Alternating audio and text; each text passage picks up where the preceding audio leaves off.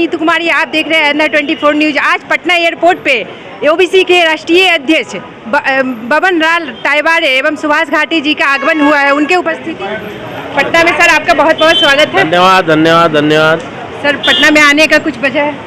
ये वजह नहीं कि कल नेपाल में अंतर्राष्ट्रीय ओबीसी संगठन का 2 दिन का अधिवेशन है।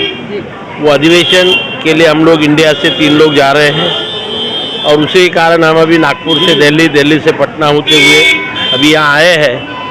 तो मैं हूँ, हमारे युवा अध्यक्ष सुभाष जी घाटे हैं और पटना से मुकेश कुमार जी हमारे साथ चलेंगे। 3 लोग हम लोग कल जा रहे हैं।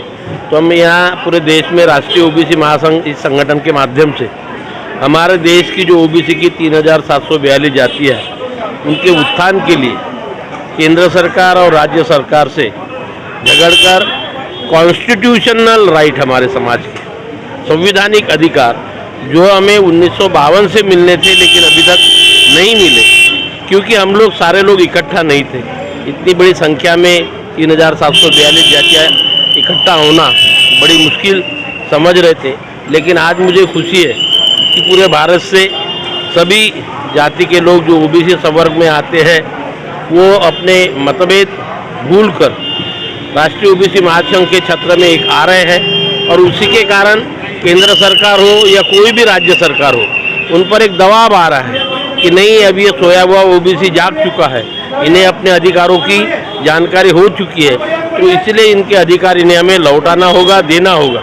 और इसलिए आप पिछले 5-6 साल से आप देख रहे होंगे कि 5-6 साल के पहले ये ओबीसी शब्द किसी को मालूम नहीं था। आज हर राजनीतिक पार्टी, चाहे कांग्रेस हो, बीजेपी हो और बड़ी बड़ी पार्टियां हो, राज्यव्यापी पार्टियां हो, सारे लोग ओबीसी ओबीसी ओबीसी ओबीसी कर रहे हैं। ये हमारे ओबीसी के लिए एक आनंदमय मैंने खुशी की बात नहीं बोलूँगा मैं कि हमारे पॉलिटिशियन जागरूक हुए हैं और अभी पॉलिटिशियन जागरूक होने के कारण नेचुरली उनके जो वर्कर है वो भी जागरूक होंगे और पॉलिटिशियन के वर्कर जागरूक हो गए तो सारी जनता जागरूक होगी और अपने हक की मांग करेगी। जब ये सारी जनता अपने हक की मांग करेगी तो केंद्र सरकार हो या राज्य सरकार हो उन्हें हमारे हक देना पड़ेगा। मैं जैसा शुरुआत में आपको कहा कि हम लोग संविधान की लड़ाई लड़ रहे हैं, हमें संवैधानिक अधिकार चाहिए, गैर संवैधानिक हमको कुछ नहीं चाहिए। डॉक्टर बाबा साहब आम्बेडकर ने इस देश को घटना दी है, कॉन्स्टिट्यूशन दी है। वो कॉन्स्टिट्यूशन के कलम 340 ओबीसी के लिए, 341 शेड्यूल कास्ट के लिए और 342 शेड्यूल ट्राइब के लिए। हमारी एक ही मांग है कि 341 में शेड्यूल कास्ट के लिए, 342 में शेड्यूल ट्राइब के लिए जो सुविधा है केंद्र सरकार और राज्य सरकार वो लोग उनको दे रही, वैसी धारा 340 के तहत वो सारी सुविधाएं ये ओबीसी समुदाय को मिलनी चाहिए। इसके लिए हमारा संगठन। सही बात है सर। आज आपके स्वागत के लिए इतने सारे लोग उपस्थित हुए, उनके बारे में कुछ कहना चाहेंगे? नहीं, देखिए ये तो हमारी अभी आज पहली विजिट है कि अमर साहब यहाँ पर है, अभी बिहार प्रांत के अध्यक्ष है, हमारे सारे साथी है, इन लोगों के साथ इतने सारे लोग यहाँ पर आए हुए हैं। यानी मैं इन लोगों को धन्यवाद देता हूँ कि पहली बार हम पटना में पधारने के बाद इतनी बड़ी तादाद में लोग यहाँ पर इकट्ठा हुए। इसका मतलब इनके मन में भी हमारे ओबीसी के लिए हमारे संवैधानिक न्याय मिलना चाहिए, ये इनके मन में जान है। मैं तो कोई पॉलिटिशियन नेता नहीं हूँ, मैं सामाजिक काम करता हूँ। हमारा ये है गैर पॉलिटिकल ऑर्गेनाइजेशन है, सारे पक्ष के लोग मेरे राष्ट्रीय ओबीसी महासंघ में है।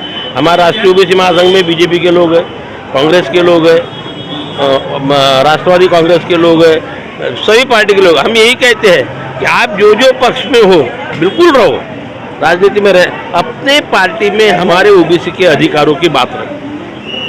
हम ओबीसी से बिलोंग करते हैं ना, फिर हमारे ओबीसी समुदाय के लिए ये सुविधा आप दो, ये सुविधा आप दो। ये सारे हम लोग पॉलिटिकल विचार छोड़कर जब हम हर एक आदमी अपने पार्टी को बोलेगा तो उनको सोचना ही पड़ेगा कि बीजेपी कार्यकर्ता बीजेपी के नेताओं को बोल रहे, कांग्रेस के कार्यकर्ता कांग्रेस के नेताओं को बोल रहे, राष्ट्रवादी के कांग्रेस करता राष्ट्रवादी। आज कैसा है पॉलिटिकल पार्टी में, एक 5 साल एक सरकार रहती है, 5 साल के बाद दूसरी सरकार रहती है।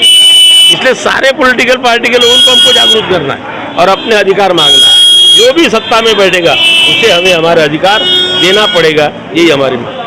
बहुत बहुत धन्यवाद। धन्यवाद जी। पटना में आए हमारे राष्ट्रीय अध्यक्ष आदरणीय डॉक्टर बबन राव जी टाइवाड़े, ये हमारा राष्ट्रीय ओबीसी महासंगठन के संस्थापक अध्यक्ष है, राष्ट्रीय अध्यक्ष है। इनके नेतृत्व में पूरे भारत में राष्ट्रीय ओबीसी महासंघ का जय जयकार हो रहा है और सभी ओबीसी समाज को जागरूक करते हुए सबके न्याय और हक की लड़ाई के लिए सर ने आपको बता ही दिया है कि किस तरह से हमको हमारा न्याय और हक चाहिए सरकार से। तो इसके लिए हम लड़ रहे हैं और पूरे भारतवर्ष के लोगों को हम इकट्ठा कर रहे हैं। उसी का नतीजा है कि भारत में अभी ओबीसी का इतना दबाव सरकार के ऊपर बढ़ रहा है। आज अंतर्राष्ट्रीय हमारी कल से बैठक है, वो बैठक के अंदर नेपाल में उन्होंने आयोजित किए। वो बैठक में 15 देशों के लोग वहाँ पे प्रतिनिधित्व करने आए, यानी पूरे वर्ल्ड के अंदर में अभी ओबीसी जागरूक होके ओबीसी इकट्ठा हो रहा है और सरकार के ऊपर दबाव बना के अपने ओबीसी की जो मांगे हैं उसके लिए हम लड़ाई लड़ने वाले हैं। जैसा कि आप देख रहे हैं, इनके प्रयासों से ओबीसी अब देशों में ही नहीं बल्कि विदेशों तक पहुंच चुकी है। आइए आप देखिए, आज हमारे लिए बड़े गर्व की बात है कि हमारे राष्ट्रीय अध्यक्ष नागपुर से चलकर डॉक्टर बबन राव तालवाड़े जी और हमारे युवा अध्यक्ष सुभाष श्रीराम घाटे भाई जो है हम लोग के बीच में आए हैं और यहाँ से हम लोगों को नेपाल प्रस्थान करना है।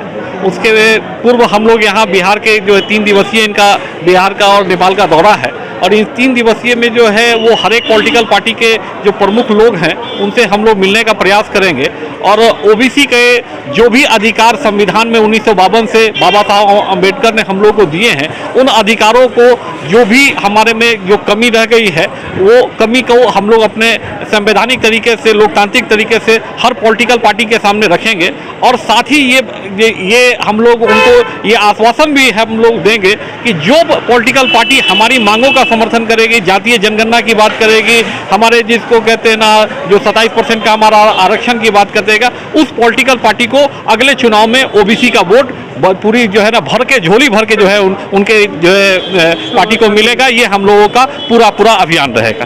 धन्यवाद। और ओबीसी के राष्ट्रीय अध्यक्ष आज पटना में आगमन हुआ है उनका, उनके लिए कुछ निश्चित तौर पर बहुत अभिनंदनीय कदम है। ओबीसी के लिए हक के लिए आवाज़ और आगाज़ जो दे रहे हैं उसके लिए बहुत अभिवादन है।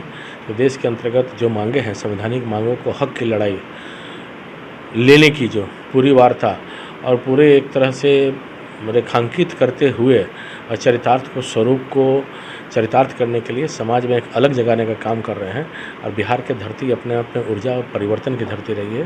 तो इस धरती पे इनका स्वागत भी है और विशेष करके पाटलिपुत्रा की धरती पर बहुत अभिनंदन करते हैं और क्रांति की आगाज़ को आगे बढ़ाने का काम करें, इसके लिए शुभेच्छा है, इसके लिए शुभकामना है। धन्यवाद सर।